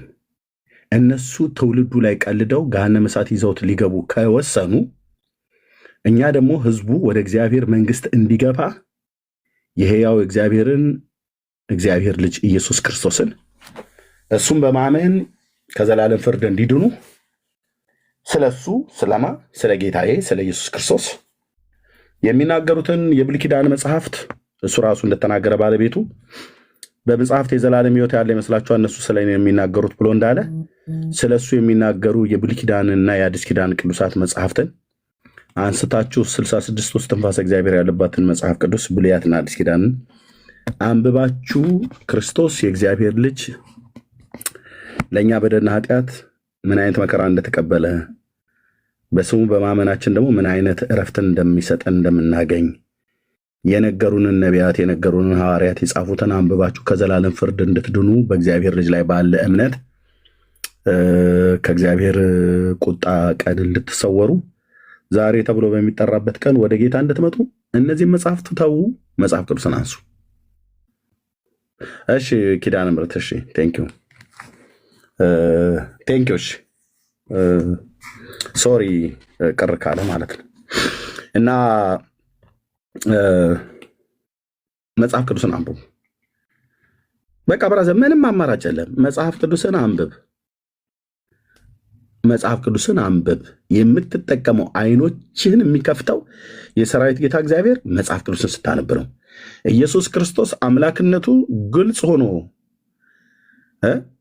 ከተፈጠረው ከዓለም ፍጥረት ጀምሮ ግልጽ ሆኖ ይታያል ብሎ እንዳለ በሮሜ መልእክት ላይ በቃ በፈጠረው ፍጥረት ላይ በሰማያት በዩኒቨርሱ ላይ በፀሐይ በጨረቃ በከዋክብት በባህር በየብስ በተራሮች በወንዞች በኮረብቶች በታናናሾች በታላላቆች በወንዶች በሴቶች በባሪያዎቹ ላይ በዱር እንስሳ በቤት እንስሳ ብቻ በምትለው ሕያዋንም ግዑዛንም በሆኑ ፍጥረታት ላይ ግልጽ ሆኖ ይታያል። ይህንን እውነት የምታውቀው ይህንን እውነት የምታገኘው መጽሐፍ ቅዱስ ላይ በግልጽ ሆኖ ተጽፏል። ኦኬ የትኛውን ቦታ ላይ መጽሐፍ ቅዱስን ስታነብ እግዚአብሔር በሰራው ታሪክ ውስጥ እግዚአብሔር በሰራው ባለፉት ትውልዶች ውስጥ ሰዎችን እግዚአብሔር በየዘመናት መካከል ተጠቅሟል። ኦኬ ተጠቅሟል። ሄኖክን፣ ኖህን፣ አብርሃምን እንደዚህ ይስሐቅ፣ ያዕቆብን፣ ዳዊትን፣ ሳሙኤልን፣ ሙሴን እንደዚህ በዘመናት ሲያልፍ መንገዱን ሲያልፍ እግዚአብሔር በትውልድ መካከል እያለፈ ሲመጣ ትውልድን እያስነሳ ተጠቅሞባቸዋል። እነሱም በድካማቸውም በብርታታቸውም ጌታን አገልግለው አልፈዋል። አንድም ቦታ ላይ ግን በአብርሃምም ዘመን አዳኙ እግዚአብሔር ነው። አብርሃም አዳኝ አልነበረም። በኖህም ዘመን እግዚአብሔር ነው አዳኙ። ኖህ አልነበረም አዳኙ። ጻድቅ ሰው አይደል? እንደ ኖህ ማን አለ ደግሞ? ያውም ጻድቅ ሰው። በኢዮብ ዘመን ጻድቁ አዳኙ እግዚአብሔር ነው። ኢዮብ አዳኝ አልነበረም። ጻድቅ ሰው አለ? እግዚአብሔር ስለ ጽድቁ የመሰከረላቸው ሰዎች ናቸው እነዚህ ሰዎች። ልብ በል። በንፉቅቅ ብትሄድ አንተ በጣም መከራ ተቀብላ እንትና የምትባለዋ ሰማዕት ስለኛ ስትል ፀጉሯን ተላጨች፣ አንጎሏ ፈሰሰ፣ ቅንድቧን ተላጨች ብለህ የምትለው ሴትዮ ምንም የከፈለችው መከራ የለም። ኢዮብ ስለ እግዚአብሔር እኮ በሰይጣን ተፈትኖ ልጆቹን ወደ ጉድጓድ ከቷል። ሁሉን ገሎበታል። ታውቃለህ? ልጆቹ ሁሉ ሞቶበታል። የነበረውን ሀብትና ንብረት ሁሉ አቶ ባዶ እጁን አጨብጭቦ በቁስል ተወርሶ በገል እያከከ ነበረ። እግዚአብሔር ለዚህና ለሰይጣን ፈተና ተላልፎ እንዲሰጥ አድርጎ ጻድቁን ይሄንን ያህል ታምኖበት ነበር። ፍጹምነቱን ይዞ ተገኘ። ሚስቱ ብቻ እንኳን ቀርታ ሚስቱ እንኳን ክዳው ማለት ነው። ማን ነው አሁን ከቅዱሳን እንደ ኢዮብ መከራን የተቀበለ? ወደ እሱ እንኳን አትዞርም ብራዘር። እግዚአብሔር በጽድቅ ህይወቱ የመሰከረለት ሰው ማለት ነው። ኢዮብ ያድናል? አያድንም። መከራ ስለኛ የተቀበሉ ተንገላተው በውሃ ውስጥ ተዘፍዝፋ ስትጸልይ አሳ የሆዷ መመላለሻ ሆነ ይላል። እኔ ሁሌ እንደምናገረው ለምን እንትን ሻርክና ዶልፊን ለምን አይጨፍርባትም? በክርስቶስ ሰምራ ሆድ ውስጥ አሳ ተመላለሰ። አሳ በመቃጠን እያወጣሁ እንበላለና ታዲያ ብናገኝ ምን ይሁን ሊበላ ነው? ስለ እኔ አሳ በሆዷ መመላለሻ አጥንቷ ስጋዋ አልቆት አጥንቷ ደርቆ ምናምን ነገር ብሎ ይላል። ዋይ ለእኔ እኮ ለእኔ ለኤርምያስ የት ታቀኝና እኔስ የት አውቃትና? አያ እኔን የሚያቀኝ ከጥንት በማህፀን የሰራኝ ራሱንም ሲገልጥልኝ ያወቅኩት አይኖቼ ሲከፈት ያየሁት የመጀመሪያው ውዴ የመጨረሻው መደምደሚያ ኢየሱስ ነው። አለቀ። ብጮ ደስ ባለ ነበር። እኩለ ሌሊት ነው። አለቀ አልኩ። መጀመሪያዬም መደምደሚያዬም ኢየሱስ ክርስቶስ ነው። እሱ የህይወቴ ባለቤት ነው። የህይወቴ ሰሪ ነው። የእጆቹ ስራ ነኝ። በእናቴ ማህፀን ጠፍጥፎ የሰራኝ እሱ እኮ ነው ብዬ የምልህ። እነዛ ጠፍጥፈው የሰሩኝ ቅዱስ እጆቹ ስለኔ ሲል ተቸነከሩ በደረቅ እንጨት ላይ እኔን ለማዳን ሲል። ግልጽ ነው። መተህ ፀጉሯን ተላጨች አትበለኝ፣ አትበለኝ። እሺ አትበሉን። መንፈሴን አታበሳጨው። መተህ አትበለኝ። የማንንም ፍጡር ሰብስበህ ማለት ነው። ነውር እኮ ነው። የብልግናው ጥግ እኮ በጣም ጣሪያ እኮ አለፈ። ወንድሞች እናቶች፣ ዝም ስንላቸው የሆነ ቦታ ላይ የሚያቆሙ መሰለ እንዴ? አርሴማ የምትባል ሴትዮ ከዛሬ 20 ዓመት በፊት አትታወቅም ነበር ኢትዮጵያ ውስጥ። ገና ሳትወለድ አሉ አባ ገብረ ኪዳን፣ ገና ሳትወለድ በትንቢት የአርሴማ ታቦት ተብሎ ባልተወለደችበት ጊዜ ታቦት ተቀርጾላት ነበር ኢትዮጵያ ውስጥ አሉ። አርሴማ የነበረችበት ዘመን በጣም ሩቅ ነው። በታሪክ ውስጥ አንብቤዋለሁ ገድሏም ላይ ስለተጻፈ እና ገና በትንቢት ማነው ትንቢቱን የተናገረላት? ኢሳያስ ወይስ ኤርምያስ? ሕዝቅኤል ወይስ ማና? የትኞቹ ነቢያት ናቸው ትንቢት የተናገሩት? አይ የበቁ አባቶቻችን ገዳማውያን ይሄ ጉርጥና ጃርት ይዘንባል ይፈሳል፣ እመቤቴ በዚህ ልካኛ ላይ ጣል ጣል አድርጉልኝ ብሎ ቢጫ ልብስ ለብሶ ሰውነቱን በመቁጠሪያ እና በሰንሰለት የሚደበድብ የጫካ ሽንፍታ ነው እግዚአብሔር ልኮኛል ብሎ የሚል እነሱ ብለውም አያውቁም። እግዚአብሔር ልኮኛል ብለ እመቤቴን ላከችኝ፣ አርሴማ ላከችኝ፣ ተክልዬ እንደዚህ ብለው ተገለጡልኝ እያሉ ማለት ነው ህዝብን ገደል የከተቱ አንዱ። አትታወቅም ነበር አርሴማ የምትባለው ሴትዮ። ከኋላ የመጣ አይን አወጣ እንዲሉ ይኸው ኢትዮጵያ ውስጥ አሁን ሰርዶ ስር ይሰዳል የሚባል አለ። እኔ በተወለድኩበት አካባቢ ከሳር ውስጥ እጅግ አደገኛ የሆነ ሳር የሳር ዝርያ ነው። ሸንኮር ሳር የሚባል አለ፣ ቀጤማ ሳር የሚባል አለ፣ ግቻ ሳር የሚባል አለ፣ አክረማ ሳር የሚባል ነገር አለ። ይህን እረኛ እኮ ነው እግዚአብሔር እንግዲህ አምጥቶ የሚናገር ማለት ነው። ከዛ ደግሞ ሰርዶ ሳር የሚባል አለ። ይሄ ሰርዶ የሚባለው ሳር አንዴ መሄድ ከጀመረ ቶሎ ሰርዶ ካልተነቀለ መሬት ከያዘ አይለቅም። እንደው ምን ይላሉ? የአገሩን ሰርዶ በአገሩ በሬ የሚባል ነገር ሰምታችኋል? ሰርዶ አሁን ብዙ ሰው አያውቅም። ምንድን ነው ሰርዶ? እንትን እንደ ቦምቦሊኖ ተቆራጭ ኬክ አይነት ነው ብሎ ሊል ይችላል አንዳንዱ ማለት ነው። ከተሜዎቹ እንደነ ማን ልናገር ነበር? ኦኬ ኤኒዌይ ነገር አለኝ አይደል? ሰርዶ ብቻ ሰርዶ ሳር ማለት ነው።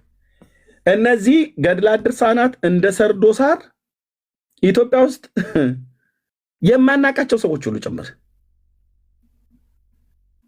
እንዴት አስቸጋሪ ሳር እንደሆነ ወንድሞች እናቶቼ፣ ልክ እንደዚህ እንደ ሸንኮራ አገዳ አንጓ አለው እና አንጓው ካፈሩ ሲገናኝ ሲያድግ አንጓው ሲገናኝ አንጓው ላይ ስር ያወጣል። በእያንዳንዱ አንጓ ላይ ስር ያወጣል። ስሩ በዛ ይሰዳል። ስንት ሲያቃል ሰርዶ ሳር። እኔ እኮ አንዳንዴ የእርሻ ማስተማሪ፣ የጂኦግራፊ ማስተማሪ፣ የታሪክ ማስተማሪ ሲሆን ሲቃጣኝ በቃ ስንት ሲያቃል ሰርዶ ሳር። እስቲ እዚህ 77 ቁጥር ጻፉ። አበባ ታውቂያለሽ አይደል? ቴንኪው። እንደኔ የገጠር ልጅ ነች ማለት ነው። ዘሉሉ አይታዩ እትዬው አንቺማ እናቴ የከተማ ሞልቃቆች የታውቃላችሁ መሲ። ኦኬ ብዙ ሰው የሚያውቃለ ማለት ነው። እኔ ከተሞቹን አልጠየቅኩም። እናንተ እንግጫ ሳር ምናምን ነገር ከኦሮሚያ አካባቢ ላይ ገበሬዎቹ ምናምን ነገር አምጥተው ሲሸጡ እንግጫ ሳር ምናምን ነገር ወይ ደግሞ ሰሜኑም አካባቢ ላይ ይሄ አሸንዳ የሚባለው ጭፈራ የሚያደርጉት እንደዛ እንግጫ ሳር ምናምን ነገር የሚባለው እሱ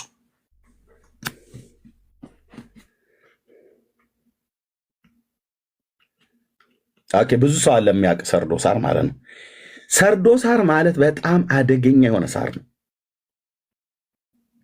አንዴ መሬት ላይ ከተንሰራፋ ስናርሰው እንኳን ራሱ በሮቹን እንዴት እንደሚያስቸግር ማረሻ ከገባ ለመንቀል ራሱ እንኳን ይከብዳል። አንዳንድ ቦታ ላይ በጣም ተደራርቦ ከመሆኑ የተነሳ በጣም አቅም ጉልበት ይጠይቃል።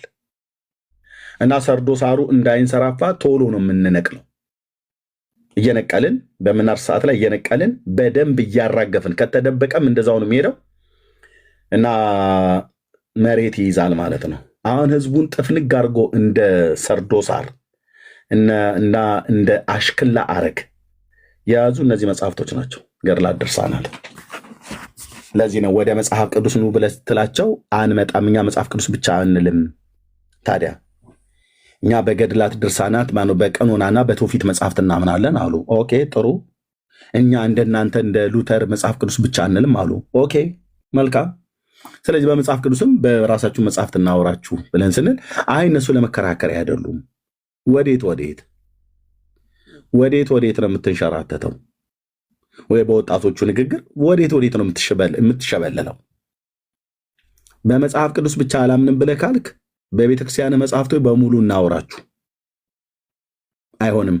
ጥሪ ስንጠራቸው የሌላኛውን ጥሪ ያሰርዛሉ፣ እነሱ ደግሞ ጥሪ አቅራቢ ይሆናሉ።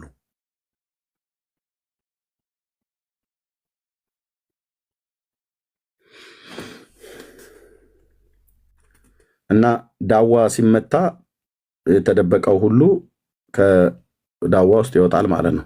ገድላት፣ ድርሳናት፣ ታምራት ማለት ዳዋ ማለት ነው። ዳዋ ማለት ጥሻ ማለት ነው።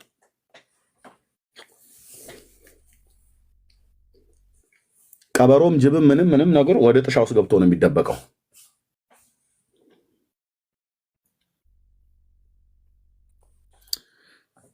መጽሐፍ ቅዱስ አንብቡ። ኢየሱስ ክርስቶስ ለሰው ልጆች በደልና ኃጢአት ሞቷል። የእሱ ሞት መቼ አነሰና ነው ብራዘር እንትና እግሯን ተቆረጠችልኝ ብለህ የምትለው? የእሱ ሞት መቼ አነሰና ነው እንትና አይኑ ጠፋልኝ ብለህ የምትለው? የእሱ ሞት መቼ አነሰና ነው ጊዮርጊስ ስለእኔ 3 ጊዜ ሞቶ ተነስቶልኛል ብለህ የምትለው? በወንድም ማለት በቂ ነው። ኢየሱስ ከበቂ በላይ ያቀረበልን መስዋዕት በቂ ነው። አምላክነቱ፣ አዳኝነቱ፣ ጌትነቱ፣ ወንድምነቱ ወንድሞች ብሎ ሊጠራ አያፍርብንም እኮ ይላል። ወዳጅ አለን፣ ዘመድ አለን፣ ወገን አለን። ከአብ ቀኝ ወዳጅ አለን፣ በስጋ የተዛመደን እኛን ወክሎ ስለኛ ቀዳሚ ሆኖ በሰማያት ባለች መቅደስ ውስጥ የዘላለም ቤዛነትን አግኝቶ እንደ ብሉይ ኪዳን ካህናት በኮርማዎች፣ በፍየሎች፣ በጥጆች ደም ሳይሆን በገዛ ደሙ ወደ ምድራዊቱ ድንኳን ሳይሆን በሰማያት ወዳለችው ወደ አማናዊቷ ወደ ሆነችው ድንኳን አሁን ስለኛ ይታይ ዘንድ ገባ ይላል። ዋው! ኢየሱስ ጌታዬ፣ ዋው! ኢየሱስ ቤዛዬ፣ ዋው! ስለ እኔ ይታይ ዘንድ አየ። ዘመድ አለኝ ከአብ ቀኝ፣ እኔን መጥቶ የተዛመደ እኔን የሆነ እኮ እኔን የሆነ ከኃጢአት በስተቀር እኔን የሆነ እኔ ደካማ ነኝና ይህንን ደካማ ስጋ ለበሰ። እኔ እራባለሁ፣ እሱ ተራበ። እኔ እጠማለሁ፣ እሱ ተጠማ። እኔ አዝን ነበር፣ እሱ አዘነ። እኔ አለቅስ ነበር፣ እሱ አለቀሰ። ስለዚህ ድካሜ የሚገባው፣ ረሃቤ የሚገባው፣ ጥማቴ የሚገባው አምላኬም ብዬ የምለው ወዳጄ ብዬ የምለው ከወዳጅ ይልቅ አብልጦ የሚጠጋጋ ወዳጅ፣ ፍቅርን የተሞላ ምሕረትን የተሞላ ታጋሽ ሊቀ ካህን፣ ቸር፣ የሚምር፣ የታመነ፣ ጻድቅ የሆነ እንዲህ አይነት ጌታ፣ እንዲህ አይነት ዘመድ፣ እንዲህ አይነት አምላክ፣ እንዲህ አይነት አባት፣ እንዲህ አይነት እረኛ፣ እንዲህ አይነት ንጉሥ፣ እንዲህ አይነት ቤዛ የት ይገኛል? የት ይገኛል? ወንድሞቼ እናቶቼ፣ የትም። ቅብዝብዝነቴን አጣሁት ከላይ መንፈስ ቅዱስ ገዛው አይደል ብሎ ያለው።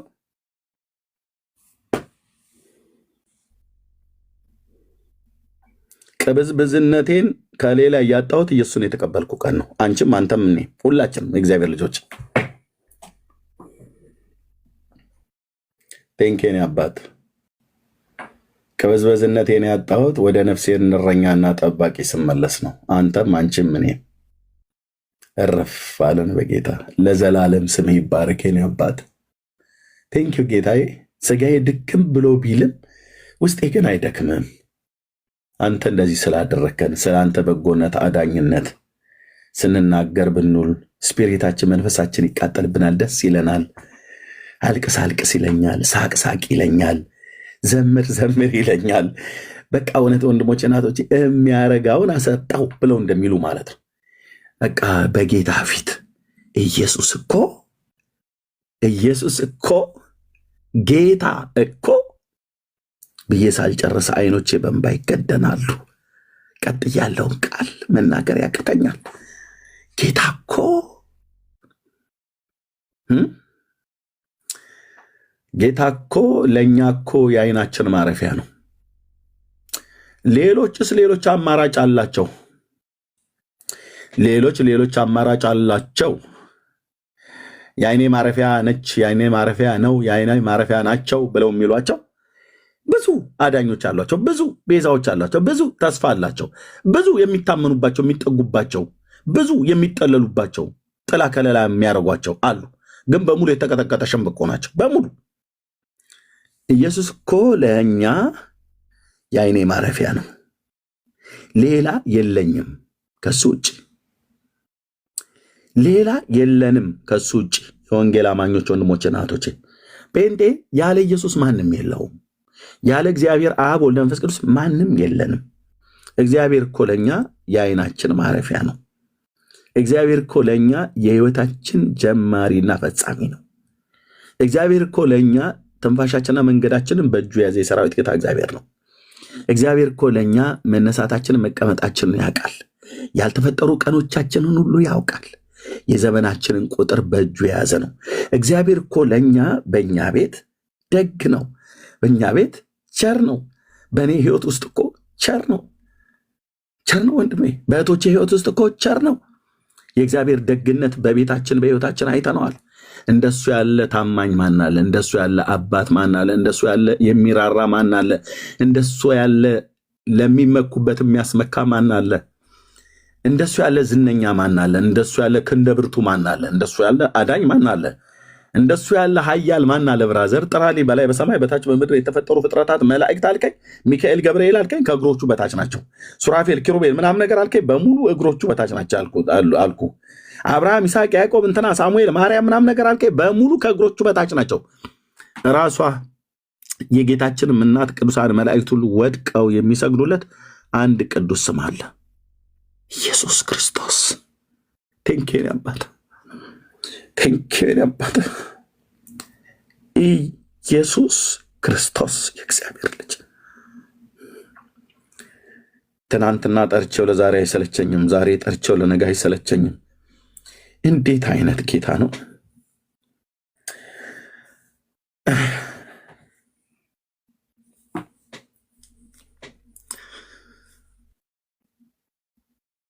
የቀመሰ ብቻ ያውቀዋል። የተነካ ብቻ ያውቀዋል። ወንድሞች እናቶች፣ የተነካ ብቻ ያውቀዋል። ይህን ፍቅር የቀመሰ ብቻ ያውቀዋል። ይህን ቸርነት የቀመሰ ብቻ ያውቀዋል። ሌላው አያውቀው። ወንድሞች እናቶች፣ ሌላው አያውቀው። አስገድዶ ሰዎች ውስጥ የመጨመር ቢሆን ኖሮ እኔ የገባኝን የጌታን ፍቅር እየወሰድኩ ሰዎች ውስጥ ብጨምር ደስ ባለኝ። ግን እሱ ራሱ ነው የሚያደርገው።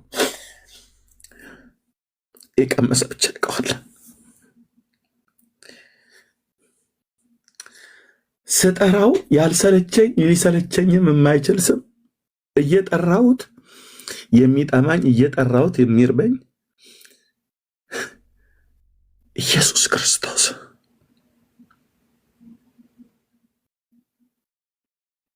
ቴንኪው አባዬ።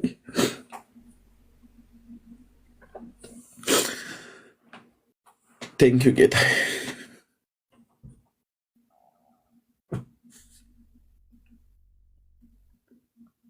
ስለራራልኝ ራስን ስለገለጥክልኝ በጽድቄ በእውቀቴ በዘሬ በትውልዴ በትምህርቴ ላይህም አልችለው ጌታ እንዴት የዋህ ነህ፣ እንዴት ትዕግስተኛ ነህ፣ እንዴት ታጋሽ ነህ፣ እንዴት ፍቅር ነህ። እኔ ቤት መጥተህ እኔ ህይወት ውስጥ መጥተህ እኔ እንዳቅህ ስታደርገኝ ቴንኪው ጌታዬ፣ ቴንኪው ጌታዬ። እህቶቼ ወንድሞቼ እንዲያውቁ ራስን ስትገልጥልን ከዚህ የበለጠ ማን አለ? ማን ያምነናል? አሁን ቅዱስ አባት እግዚአብሔር አብ ልጁን ኢየሱስ ክርስቶስን ገለጠልን። ኢየሱስን አወቅኑ ብለን ስንል ለብዙዎች ሞኝነት ነው፣ ለብዙዎች ድፍረት ነው። አንተ እዚህ ከተማ ውስጥ እየዞርክ ደግሞ ኢየሱስን አወቅኩት ትያለሽ እንዴ? አንቺ አታፍሪም? እንደ ሀገር እኮ ከተማ ሁሉ እኮ የሚያቅሽ፣ ጎረቤት ሁሉ እኮ የሚያቅሽ ነሽ። ደግሞ አለማፈርሽ ብለው ይኑላል። ማን ያምናል? ማን ያምናል? እግዚአብሔር እኛ ቤት ደግ ነው። እግዚአብሔር እኛ ቤት ሙሉ ነው። እኛ ቤት ብያልኩት ጴንጤው ቤት ሙሉ ነው። በቂያችን ነው። ሌላ ምንም አንፈልግም። ኢየሱሴ ምስክር እኮ ነው አልኩ። ምንም አያስፈልግም። በአፍንጫ ይውጣ ከሱ ውጭ ሌላ አዳኝ ብፈልግ ቃል ለምድር ለሰማይ የአባቶቼ የኤልያስ አምላክ ምስክር ይሁን። ቃል ለምድር ለሰማይ በቃ ያ እሳት ነክቶኛል። ያ እሳት ነክቶናል አይደል? የፍቅር እሳት። ጌታ ይወደዳል። ጽኑ በጌታ ሲነዘንዟችሁ እኔ በቃ እንደዚህ እያሰቃዩኝ ከምታው ለምን ኢየሱስ ክርስቶስን አልተውምና ዝም አያቴም እናቴም አጎቴም ከሚጨቀጭቁኝ ከነሱ ንዝናዜ እንዳመልጥ ብላችሁ የምታፈገፍጉ የወንጌል አማኞች ካላችሁ ጽኑና ቆሙ። እሺ፣ ሌላው በሙሉ ይጥፋ ኢየሱስ ከሚጠፋ። እውነቴን ነው የምልህ። እናት አባት ወንድም እህት ምናምን ነገር አልከኝ፣ እኔ ጉዳያቸው ነው አልኩ። ኢየሱሴን ከማጣው ተውላቸዋለሁ። አይ አይሆንም እሱን ተው ብለው ከሚሉኝ እኔ እሱን ከምተው እነሱን ብተው ነው የሚቀለኝ። ጌታዬ ኢየሱስ ምስክር ነው።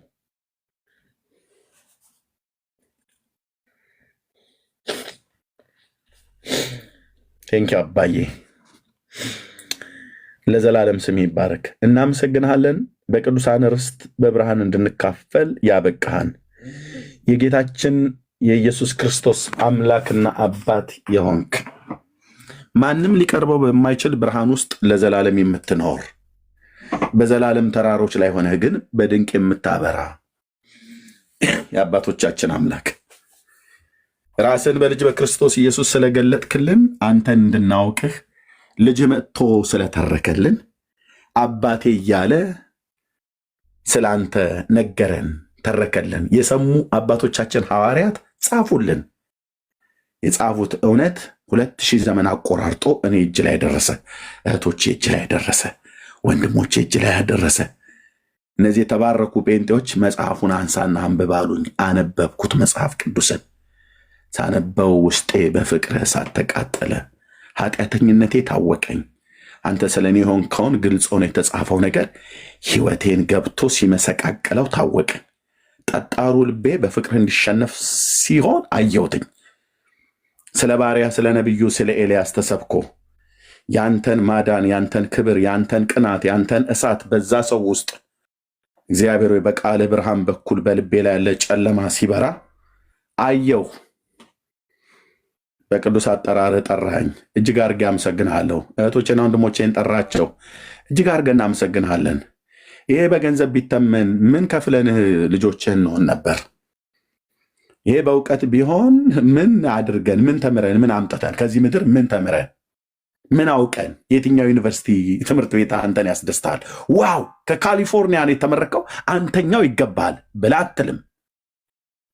የምድራዊ እውቀት ዓለም በጥበቧ እግዚአብሔርን ስላላወቀች በስብከት ሞኝነት እንዲድኑ የዚህን ዓለም ጥበብ ሞኝነት ልታደርግ እኔ ቤት መጣህ፣ እህቶቼ ቤት መጣህ፣ ወንድሞቼ ቤት መጣህ።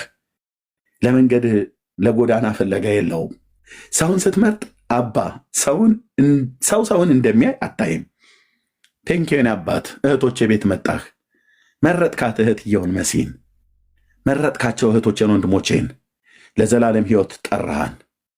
ከድቅድቅ ጨለማ አወጣን፣ ወደሚደነቅ ብርሃንህ ጠራሃን፣ ወደ ቅድስና ተራራ ሳብከን፣ ወደ ደመናው ወደ ክብር ውስጥ አስገባን። እረፍት ሆንከን፣ ሰላም ሆንከን፣ ደስታ ሆንከን፣ ተረጋጋን፣ አረፍን። በክንፎች ጥላ ውስጥ ተዘልለን ተቀመጠን። ያየ ሁሉ እንዳይገለን ምልክትን አኖርክብን። ያድናል። ምልክትን አኖርክብን።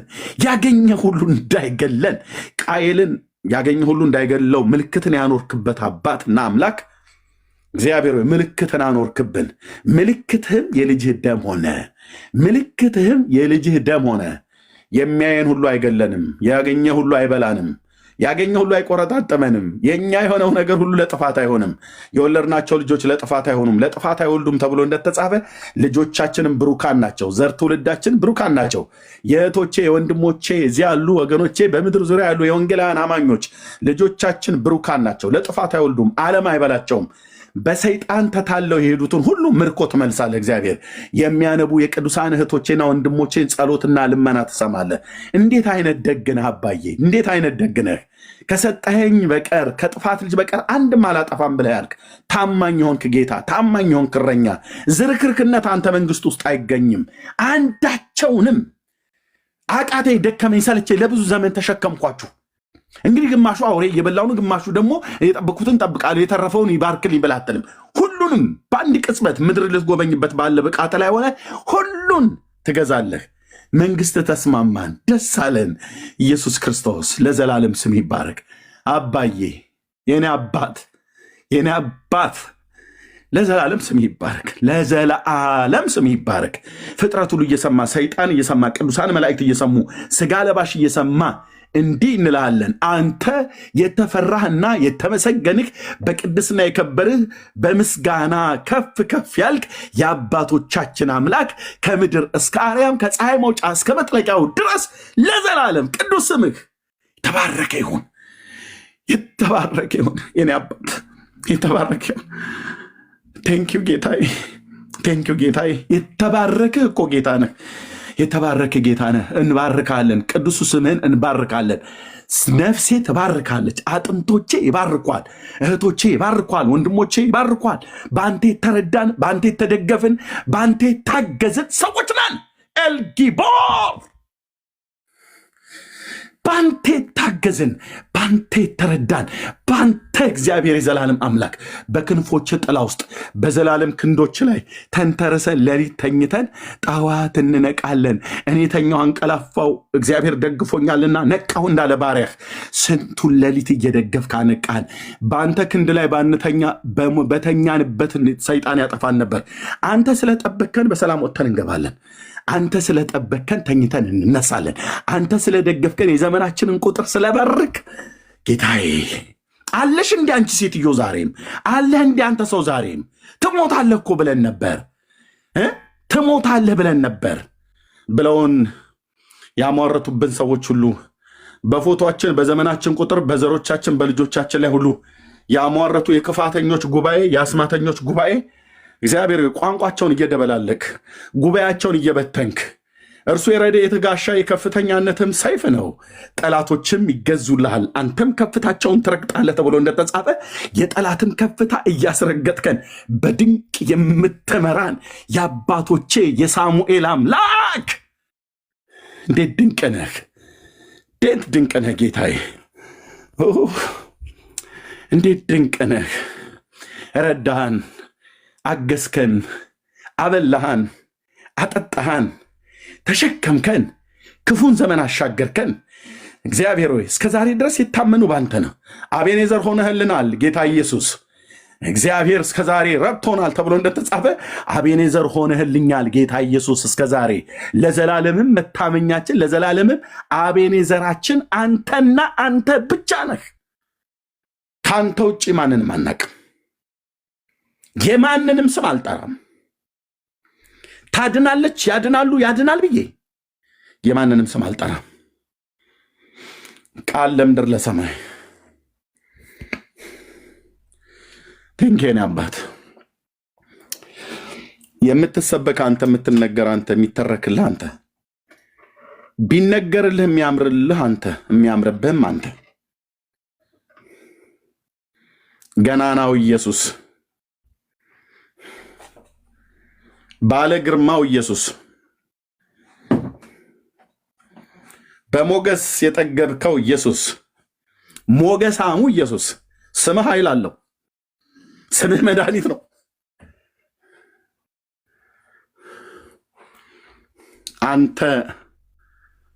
አንተ ነህ። ክብር ለተፈራውና ለተመሰገነው ለቅዱሱ ስም ይሁን። ከቶቼና ወንድሞቼን በዓለም ዙሪያ ያሉትን ባርክ፣ ጸጋን አብዛለን። እንድንጸልይ፣ ስምህን እንድናመሰግን፣ ስምህን እንድንጠራ፣ ለስምህ ክብር ዕጣንን በስፍራ ሁሉ ያጥኑልኛል ብለህ እንዳልክ ጭሳና ጭስልህም ከአንደበታችን የሚወጣ የከናፍርቶቻችን ፍሬ ምስጋና እንሰዋልሃለን። ምስጋና እንሰዋልሃለን። ምስጋና እንሰዋልሃለን። ቴንኪው አባዬ፣ ምስጋና እንሰዋልሃለን። ምስጋና የሚሰዋ እሱ ያከብረኛል፣ ማዳኔን የማሳይበት መንገድ በዚህ አለ ብለህ እንዳልክ አንተ በሰጠህን ጸጋ፣ አንተ በሰጠህን መንፈስ፣ አንተ በሰጠህን ዘመን ምስጋናን እንሰዋለን።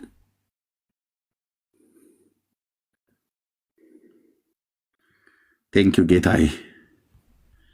ይህንን ምስጢር ሳያዩ አያቶቻችንና ቅድመ አያቶቻችን ይሄ ለእኛ የበራልንን ወንጌል ሳያውቁ ዘር ትውልዴ ብዙዎች ወደ መቃብር ተከተቱ።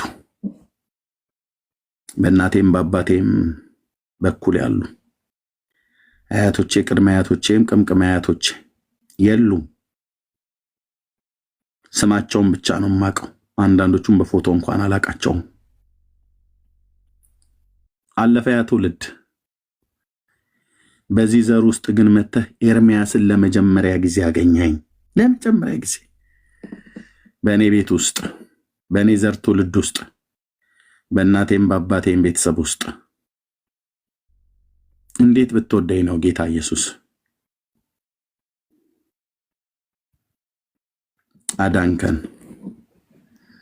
እህቴን አገኘሃት፣ ወንድሞቼን አገኘህ። እዚህ ያሉ እህቶቼና ወንድሞቼን አገኘሃቸው በየቤታቸው።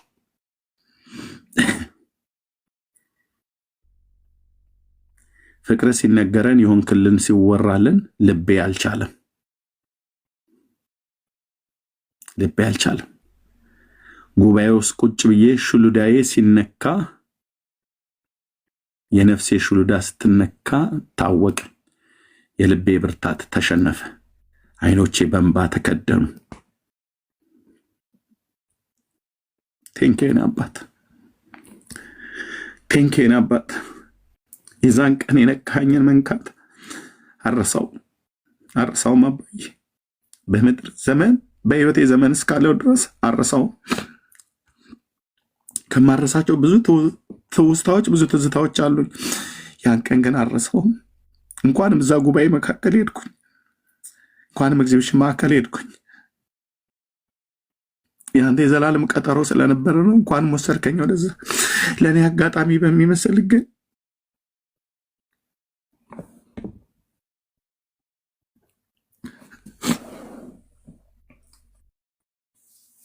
ቴንኪው ጌታ። እንኳንም አገኘኝ። እንኳንም የዛን ቀን እግሮቼ ወደዛ እንዲሄዱ አደረክ። እንኳንም ረዳኝ አባቴ። እንኳንም አገዝከኝ እኔ ጌታ። ያችን ቀን አልጸጸትባትም። ከሕያዋን ጉባኤ እንድገናኝ አልጸጸትባትም። የዛን ቀን የተሰማኝ ልቤ ላይ የተሰማኝ መቃጠል ምን እንደሆነ ባላቅም አዲስ ነኝ ግን ቴንኪው አባቴ። አገለግላለሁ በህይወት ዘመኔ ከእህቶቼና ከወንድሞቼ ጋር አንተን በንጹህ ልብ ከሚጠሩ ከሚወዱህ ጋር አጀንዳቸውና ዓላማቸው አንተ ከሆኑ እህቶቼና ወንድሞቼ ጋር እናገለግላለን። ቅዱስ ስምህን ከፍ አድርገን እንጠራለን። ለስምህን እንዘምራለን። በፊትህ እንጸልያለን።